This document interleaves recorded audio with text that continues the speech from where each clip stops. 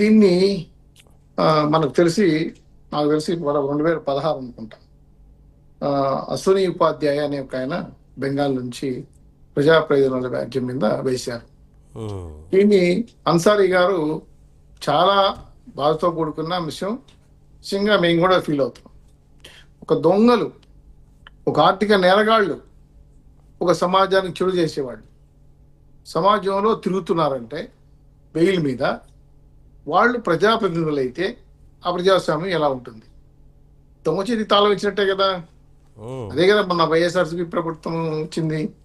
దాదాపు 150 స్టేలు, 118 విచారణ సంస్థలు, 118 సార్లు 118 స్టేలు, అలాగే పిటిషన్లు 350 పిటిషన్లు, 13 ఏళ్ళు పైచులకు వాయిదా చేసుకుంటా. ఒక్కసారి కూడా వాయిదా పోకుండా నేను వాయిదా పోవాలనుకుంటే నాకు ఖర్చు అవుతుంది, నాకు పూర్తిగా బందోబస్తు కావాలి, కోర్టు డిస్టర్బెన్స్ అవుతుంది, కోర్టు టైం తినేస్తారని చెప్పి ఏదో రకమైన పిటిషన్లు వేసుకుంటా వాయిదా జరుపుకుంటా ఉన్నారు. పక్క రాష్ట్రానికి మారుస్తారు అవసరమైన కేసులు, ఇంకో రాష్ట్రానికి మారుస్తారు కేసులు. వాళ్ళకు పలుకుబడి ఉన్న వ్యక్తులు పెట్టుకొని, బాగా డబ్బులు ఖర్చు పెట్టుకొని పెద్ద పెద్ద లాయర్లు పెట్టుకుంటారు కేసులు ఉన్నటువంటి లొసుగులు తీసుకొని దానికి బెయిల్ ఇచ్చుకోవడానికి. న్యాయమూర్తులు మారిపోతున్నారు. న్యాయమూర్తులు దీనిపైన ఒక డెసిషన్ వచ్చింది, సుబ్బారావు గారు చెప్పారు. న్యాయమూర్తులు మారిపోతున్నారు, ఈయన మాత్రం న్యాయవాదుల్ని పెట్టుకుంటున్నారు.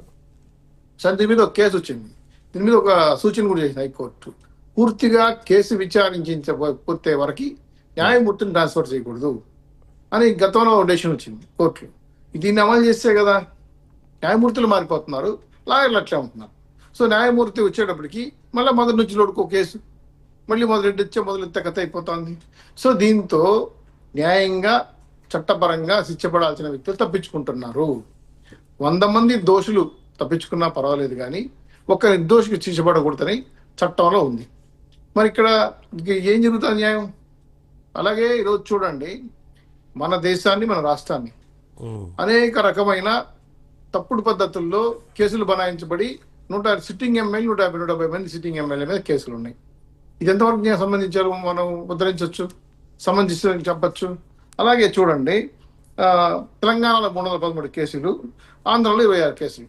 మన కొత్త రాష్ట్రంగా చిలిపోయింది కాబట్టి 251 మంది సిట్టింగ్ ఎమ్మెల్యేలు, సిట్టింగ్ ఎంపీలు కలిసి కేసులు ఉన్నాయి.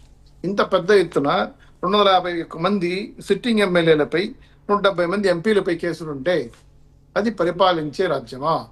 పరిపాలించగలరా? తప్పులు చేయగలరా? తప్పులు చేసి తప్పించుకోగలరా అనే అంశం పైన చాలా అంశాలపైన అవుతున్నాయి. దీనిపైన చట్టము, కోర్టు, న్యాయము, న్యాయస్థాదులు అనేక భర్జనాలు పడుతున్నారు సార్. చాలా మంది కేసులకు రాకుండా వాయిదాలు వేసుకుంటా పోతా, కేసులే విచారించకుండా, నోటీసులే తీసుకోకుండా ఈ విధంగా తిరగడం వల్ల ఏంటంటే పెద్దవాళ్ళకు ఓ న్యాయమా, చిన్నవాళ్ళకు ఓ న్యాయమా? ఉదాహరణ చూడండి, మన అవినాష్ రెడ్డి కేసు ఉంది. ఎస్పీ స్థాయిలో అధికారులు ప్రొటెక్షన్ చేస్తారు.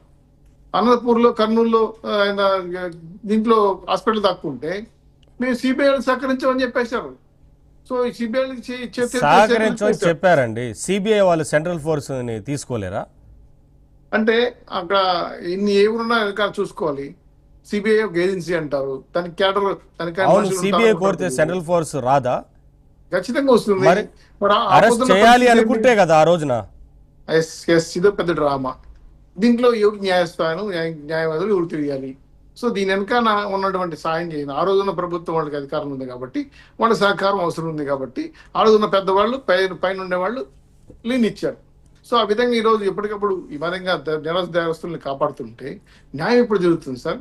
ఈ కేసులు ఎప్పుడు బయటకు వస్తారు సార్? ఇప్పుడు చూడండి, పెద్దిరెడ్డి చూడండి, కొన్ని వందల కేసుల్లో ఉన్నాడు, ఫైల్ దాఖలు పెట్టే కేసులో ఉన్నాడు, మైనింగ్ కేసులో ఉన్నాడు, అలాగే భూమిని ఆక్రమించే కేసులో ఉన్నాడు, అలాగే చట్టవితర కార్యక్రమాల కేసులో ఉన్నాడు. ఈ కేసులని విచారిస్తే కదా కొంత సిట్ వేస్తారు, విచారణ జరుపుతారు.